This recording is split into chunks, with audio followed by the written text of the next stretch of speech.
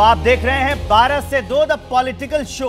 आज अब मेरे साथ जो पत्रकारों का पैनल बना हुआ है, अब जानेंगे कि महाराष्ट्र में क्या होने वाला है। 2024 के चुनाव से पहले एबीपी न्यूज सी वोटर ने जो ओपिनियन पोल किया है उसमें हम बात करेंगे महाराष्ट्र की, किसे कितना वोट मिला है ये पहले जान लीजिए। बीजेपी को 37% और जो एमवीए है महा विकास आघाड़ी उसको 41% वोट मिलते हुए नजर आ रहे हैं। अन्य के खाते में 22% वोट जा सकते हैं। जो कांग्रेस प्लस लिखा है वो हमने उसी के लिए लिखा है। अब इसको देखिए, जो परसेंटेज है अगर वो आंकड़ों में जाता है नंबर्स में, तो बीजेपी के 19 से 21 सीटें और महा विकास आघाड़ी के पास 26 से 28 सीटें मिल रही हैं। अन्य के खाते में 2 सीटें जा सकती है, ये अनुमान लगाया गया है।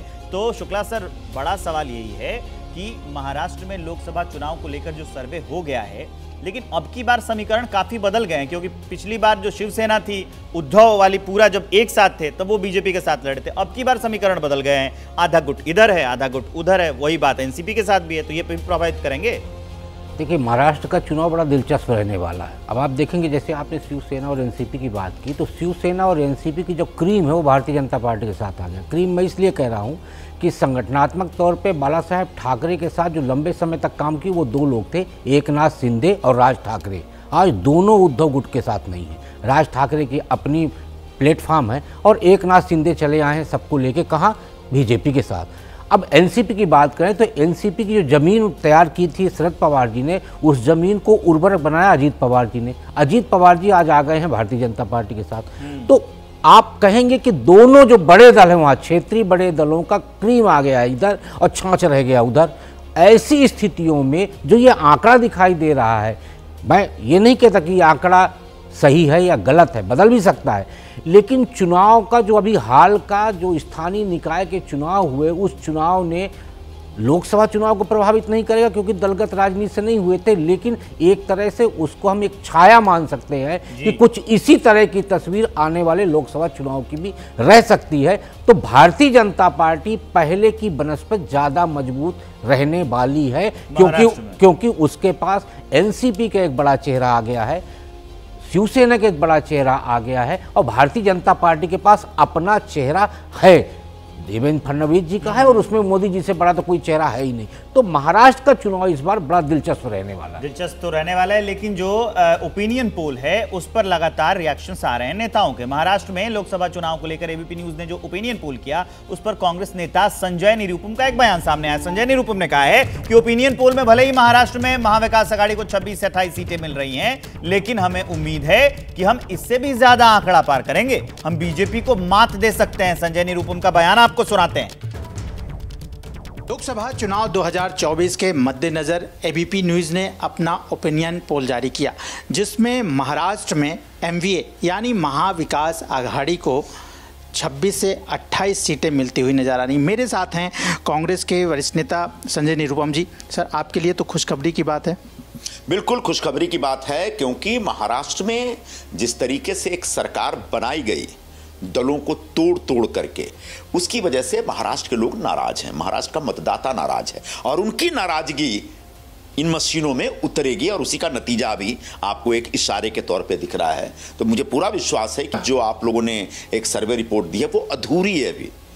ये पूरी तब होगी जब जाके कहीं 35 मतलब 35 और 38 के आसपास, बल्कि उससे भी ज्यादा सीटें एमवीए को मिलती हुई दिखेंगी या फिर मिलेंगी। ज्यादा फर्क नहीं नजर आ रहा। अगर ऐसे में मोदी की गारंटी वाली जो बात आती है, अगर वो होता है तो क्या फिर ये मामला थोड़ा डगमगा जाएगा? मोदी की कथित गारंटी या कथित लोकप्रियता के ऊपर इस सरकार के खिलाफ जो एंटी इनकम्बेंसी है वो भारी पड़ेगी।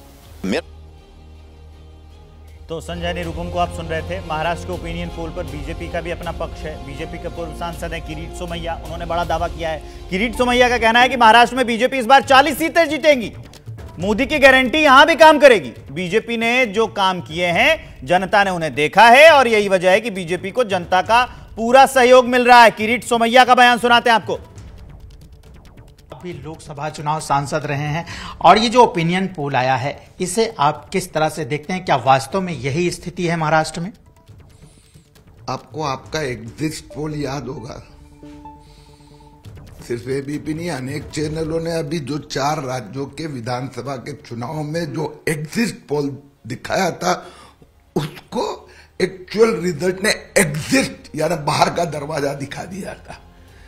इसलिए जो चैनल होती है, सर्वे करने वाली कंपनियां होती है, उनको जो रेफरेंस दिया जाता है उस रेफरेंस के आधार पर उनका बस चले तो 10 से भी कम सीट दिखाए। हम ओपिनियन पोल की नहीं बात करते, हम जनमत। आज मोदी जी के नेतृत्व में मोदी जी पीएम, महाराष्ट्र में 40 से ज्यादा सीटें भाजपा और सहयोगी पक्षों की आने वाली है। मतलब आप सीधी बात कर रहे हैं मोदी की गारंटी की, जनता के विश्वास की, कि जनता का आज मोदी जी में विश्वास है। महाराष्ट्र राज्य में स्थिति थोड़ा सा अलग दिख रही है, क्योंकि यहां पे भी एनसीपी बिखर के जो है आधी टूट करके आपके साथ आ गई है, शिवसेना आधी टूट के आपके साथ आ गई है। एक अकेला मोदी काफी है। आपने देखा 2014 में यही स्थिति थी, विधानसभा चुनाव में बिखरे हुए थे सभी पक्ष, तभी भी भाजपा को 122 विधानसभा सीटें मिली थी। तो महाराष्ट्र के जो आंकड़े हैं, अब इस पर भी हम चर्चा करेंगे। आशीष कुमार सिंह, बड़ा सवाल यही है कि पिछली बार जो लोग साथ थे अब इस बार साथ नहीं है। जैसे कि अगर हम शिंदे की बात करें तो शिंदे पिछली बार थे तो, लेकिन उन्होंने जो उद्धव ठाकरे वाली शिवसेना है उसके साथ मिलकर चुनाव लड़ा था। तो अब की बार कितना शिंदे फायदा पहुंचा पाएंगे बीजेपी को, एनडीए गठबंधन? देखिए, मुझे लगता है कि आप इंडिया के बनिस्पत देखिए ना, अभी तक इंडिया अलायंस, फिर मैं कह रहा हूँ अपने मेन पॉइंट पर मैं वापस आना चाहूँगा। पहले भी मैंने जिक्र किया कि सीट शेयरिंग अभी तक हुई नहीं है। ये बात और है कि यहाँ की जो महाविकास अघाड़ी में जो पार्टियाँ हैं, अभी भी जो फैक्शंस हैं, वो निश्चित तौर पर पॉपुलर सपोर्ट तो ज़रूर रखती हैं, लेकिन बड़ा धड़ा जो है, जो मोर इन्फ्लुएंशियल धड़ा है, वो अब पूरा का पूरा शिफ्ट हो चुका है बीजेपी के साथ, जो पहले शुक्ला जी भी कह रहे थे। तो एज तो है उन लोगों को। और फिर देखिए, लोकसभा इलेक्शंस और असेंबली इलेक्शंस की बात अलग होती है। मुख्य तौर पर हमको ये देखना पड़ेगा कि सीट शेयरिंग जो है महाविकास अघाड़ी ठीक से कर पाता है कि नहीं कर पाता है। अभी तक उद्धव ठाकरे पिछली बैठक में जब आए दिल्ली में, जो अलायंस की बैठक हुई, मैं आपको बताऊं कि उन्होंने सबके सामने इस बात का जिक्र किया कि आप लोग ये कमिटीज बैठ के ये खेल मत खेलिए, आप कहिए हम आते हैं और इसको जल्द से जल्द फॉर्मलाइज करिए।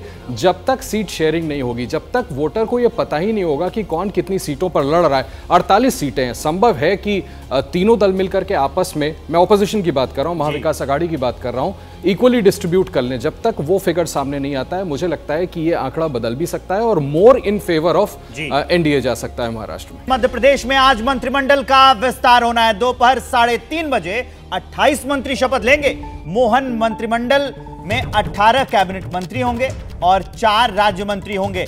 6 राज्य मंत्री स्वतंत्र प्रभार के होंगे। आशीष कुमार सिंह, ये बहुत बड़ा किस्सा होगा, क्योंकि कई बड़े नाम जिनको चुनाव लड़ाया गया है उनको भी मंत्री पद देकर संतुष्ट करना है। और ये सारे नाम वो थे जिनके बारे में हम स्पेकुलेट कर रहे थे। जब मैं भी गया था मध्य प्रदेश, करीबन 1.25 महीने में वहाँ रहा, इनके इंटरव्यूज़ भी कर रहा था, तो हम खुद स्पेकुलेट कर रहे थे विवेक कि इनमें से भी कोई मुख्यमंत्री बन सकता है। खासतौर पर प्रहलाद पटेल बड़े ओबीसी चेहरा थे। कैलाश विजयवर्गीय जी, मुझे याद है मैंने उनका इंटरव्यू किया था इंदौर में, जहाँ पर मैंने उनसे पूछा कि क्या आप मुख्यमंत्री बनेंगे, क्या उसके लिए दावेदारी करेंगे, तो उन्होंने कहा था कि जो पार्टी लीडरशिप मुझे जिम्मेदारी देगी मैं उसका निर्वहन करूंगा। और उन्होंने मेरे सवाल का नेगेटिव में जवाब नहीं दिया था। और हम पहले भी वो वीडियो देखे थे, आपको याद होगा, जब उन्होंने अपने पार्टी कार्यकर्ताओं को बोला था कि मैं यहाँ सिर्फ विधायक बनने के लिए नहीं आया हूँ। तो बड़ा दिलचस्प ये कैबिनेट मुझे लग रही है। राकेश सिंह, जिनके बारे में कहा जा रहा था कि चुनाव बड़ा उनका फंसा हुआ है तरुण के सामने, जो पहले रेवेन्यू मिनिस्टर थे कमलनाथ के साथ, वो चुनाव जीत गए और उनको भी इस मंत्रिमंडल में शामिल किया गया है। प्रहलाद पटेल, जो कि सीएम का चेहरा माने जा रहे थे कि अगर शिवराज सिंह चौहान एक ओबीसी फेस को विवेक हटाया जाता है तो संभव है कि प्रहलाद पटेल को मुख्यमंत्री बनाया जाए।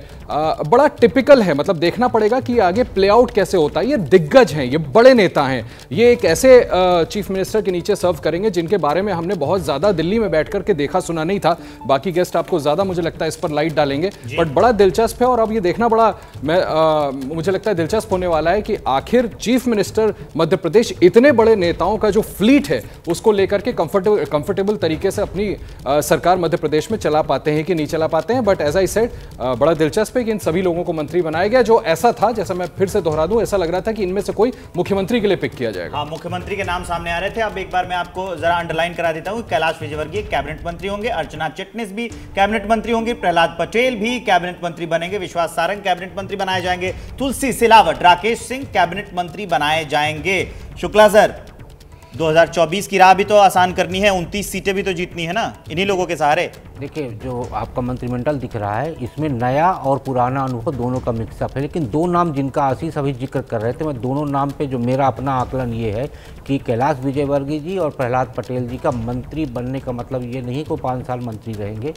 मेरा अपना मत है कि प्रहलाद पटेल जी को इस बार जो टारगेट है भारतीय जनता पार्टी का कि छिंदवाड़ा सीट जीतना है, तो उनको लोकसभा उम्मीदवार भी बनाया जा सकता है, क्योंकि प्रहलाद पटेल एक बार 2004 का चुनाव लड़ चुके हैं छिंदवाड़ा से, बहुत कम मार्जिन से हारे थे, बड़े चेहरा हैं मध्य प्रदेश के और वो अच्छी फाइट दे सकते हैं। वो प्रहलाद जी के अलावा शिवराज सिंह चौहान भी एक नाम हो सकते हैं जो छिंदवाड़ा से लड़ सकते हैं। इसके बाद कैलाश विजयवर्गीय जी को भी लोकसभा लड़ाया जा सकता है। ये ज्यादा नहीं हो जाएगा कि फिर लोकसभा से विधानसभा फिर लोकसभा? देखिए, राजनीति में हमेशा बड़े चेहरों का उपयोग किया जाता है और उपयोग किया जाता है कहाँ किसकी उपयोगिता है उस हिसाब से। तो लोकसभा से विधानसभा इसलिए भारतीय जनता पार्टी ने लड़ाया क्योंकि वहाँ स्थितियाँ ठीक नहीं थी। तो 7 सांसदों के लड़ने से, प्रधानमंत्री नरेंद्र मोदी के चेहरा होने से, शिवराज सिंह चौहान का चेहरा होने से भारतीय जनता पार्टी आज 163 सीट पे पहुंची है। तो ऐसे में लोकसभा चुनाव में प्रहलाद पटेल जी को यदि लोकसभा चुनाव लड़ाया जाता है, आप उसका सोचिए उत्तर प्रदेश और मध्य प्रदेश में लोधी समाज के बीच में एक बड़ा मैसेज जाएगा कि प्रहलाद जी को विधानसभा पहले केंद्र में मंत्री बनाया गया, फिर राज्य में मंत्री बने और आज फिर उनको लोकसभा चुनाव लड़ाया जा रहा है। आप जो ये कह रहे हैं इससे ये भी अंदाजा लगाया जा सकता है कि अगर राजनीति कोई अगर पेड़ होती तो कल्पलता का पेड़ होती, कि बड़े संभावनाएं होती उसमें। पंजाब के ओपिनियन पोल की बात कर लेते हैं कि किसको कितनी सीट मिलने वाली है। बीजेपी को 2 सीटें मिल सकती हैं, कांग्रेस 5 से 7 पे सिमट कर रह सकती है और आम आदमी पार्टी 4 से 6 सीटें, और जो वो शिरोमणि अकाली दल है उसको 2 सीटें मिल सकती हैं। मतलब इसमें जो है कांग्रेस अच्छा करती हुई दिखाई दे रही है। रामकृपाल सर, देखिए, अच्छा करते हुए पिछली बार कांग्रेस को 13 सीटें मिल गई थी, सारी की सारी सीटें कांग्रेस की जहाँ तक मुझे लगता है उसके पास थी। इस बार आप 5 से 7 दिखा रहे हैं, इसका मतलब आधी हो गई है। 8? अच्छा, 8 थी, तो उस पिछली बार से कम है। तो मेरा ये कहना है कि चूंकि आप पार्टी जिस तरह से वहाँ पे है और सारी चीज़ें, अगर गठबंधन नहीं होता है और गठबंधन हो भी जाता है तो कितनी सीटें मिलेंगी ये बड़ा मुश्किल काम है। तो मुझे नहीं लगता है कि, और जैसा मैंने कहा था कि देखिए, कांग्रेस के लिए सबसे ज़्यादा सीटें जो पिछली बार मिली थी वो केरल, तमिलनाडु और पंजाब मिला करके करीब करीब इसकी 31 सीटें थी, और बाकी हिंदुस्तान से टोटल 21 सीट मिली थी, जिस तरह 52 सीटें हुई थी। अब अगर पंजाब में कम होती है तो फिर बात वही आएगी कि कांग्रेस कहाँ से आगे बढ़ेगी, किन जगहों पर आप कांग्रेस में क्षेत्रीय पार्टियां उनको एडजस्ट करने के लिए स्पेस देंगी। लेकिन पंजाब में जो कांग्रेस और आम आदमी पार्टी का आंकड़ा है सर, तो उसमें ये मान ले कि विधानसभा चुनाव, इसमें भी वही बात लागू होती है जो हम जनरल कही जाती है भारतीय राजनीति में कि राज्य का चुनाव अलग है और दिल्ली वाला चुनाव अलग है। देखिए विवेक, एक बात बहुत स्पष्टता मैं अभी कह रहा हूँ क्योंकि ये ओपिनियन पोल है और ओपिनियन पोल में हम जो भी हैं कैविएट के साथ ही कहते हैं, लेकिन मुझे लगता है पंजाब एक ऐसा राज्य है जहाँ पर राजनीतिक घटनाक्रम अगले 90 दिन, क्या कहें, अगले 30, 35, 40 दिनों में भी बदलेगा और पंजाब की तारें जो हैं वो दिल्ली की राजनीति से जुड़ी हुई हैं। ना ही सिर्फ सीट का जो शेयरिंग होगा आम आदमी पार्टी और कांग्रेस के बीच में, बल्कि किस प्रकार से ये जो दिल्ली में केस चल रहा है आम आदमी पार्टी के वरिष्ठ और शीर्षस्थ नेताओं के खिलाफ, जो शराबबंदी वाला मामला है, वो किस प्रकार से करवट लेता है और क्या मोड़ लेता है, उससे भी पंजाब की राजनीति बहुत प्रभावित होगी। तो मुझे ये लगता है कि ये ठीक है कि आम आदमी पार्टी का वोट शेयर आप कह रहे हैं कि बढ़ रहा है, लेकिन आप ये जरूर समझिए कि वहां भी वही बात होगी। इस बार का जो लोकसभा चुनाव होगा, कांग्रेस अच्छा प्रदर्शन कर रही है। उस लोकसभा चुनाव में कांग्रेस बेहतर प्रदर्शन कर रही है, पर कांग्रेस भी डिवाइडेड हाउस है पंजाब में। वहां आप देखेंगे कि नवजोत सिंह सिद्धू और बाजवा, इन दोनों के बीच में भी काफी कटाक्ष चल रहा है। और मैंने कहा ना कि जैसे ही अभी परिवर्तन होगा, मुझे लगता है कि केजरीवाल को वापस आना है। इस बीच एक बड़ी अपडेट जान लीजिए। कांग्रेसी विधायक प्रगट सिंह ने कहा है कि अभी तो ये शुरुआत है, जैसे जैसे इलेक्शन का समय नजदीक आता जाएगा वैसे वैसे क्लैरिटी होनी शुरू हो जाएगी। आने वाले दिनों में कांग्रेस का ये आंकड़ा और ज्यादा बढ़ सकता है। सुनाते हैं आपको प्रगट सिंह को। एबीपी न्यूज के जो है पोल सामने आए हैं 2024 के इलेक्शन को लेकर। बात की जाए पंजाब की तो सबसे ऊपर कांग्रेस नजर आ रही है, दूसरे पे आम आदमी पार्टी, तीसरे पे भाजपा और चौथे पर अकाली दल नजर आ रही है। सबसे पहले तो आप इस चीज को कैसे देख रहे हैं? नहीं, देखो अभी तो ये शुरुआती दौर है, लेकिन मेरा ख्याल है कि जब जब इलेक्शन पास आएंगे उस टाइम तक ये बड़ी क्लैरिटी हो जाएगी। जो आम आदमी पार्टी की परफॉर्मेंस है उसमें तो किसी को हर चीज़ का पता ही है, और मेरा ख्याल है कि जितनी परफॉर्मेंस इनकी खराब है पिछले 1.25 साल में, शायद ही ऐसी किसी सरकार की खराब होगी। प्रगट जी, जो मौजूदा हालात नजर आ रहे हैं, क्योंकि जो ऊपर कह सकते हैं हाईकमान में इनका गठबंधन साफ तौर पर नजर आ रहा है कि आने वाले दिनों में गठबंधन होगा नहीं, ये सिर्फ मीडिया की क्रिएशन है। मैं आपको बता देता हूँ, गठबंधन नहीं होगा और ना हम इसको होने देंगे। तो प्रगट सिंह को आप सुन रहे थे। सबके अपने अपने दावे हैं। ओपिनियन पोल सामने आने के बाद सब लोग ये कह रहे हैं कि हाँ, कांग्रेस वाले ये कह रहे हैं कि कांग्रेस ज़्यादा सीटें जीतेगी, बीजेपी के अपने दावे हैं। इसी पर हमने ओपिनियन पोल के पार्ट 2 में चर्चा की। शाम 5 बजे आपको फाइनल ओपिनियन पोल हम एबीपी न्यूज़ पर दिखाएंगे। हम लोगों को दीजिए इजाज़त। धन्यवाद।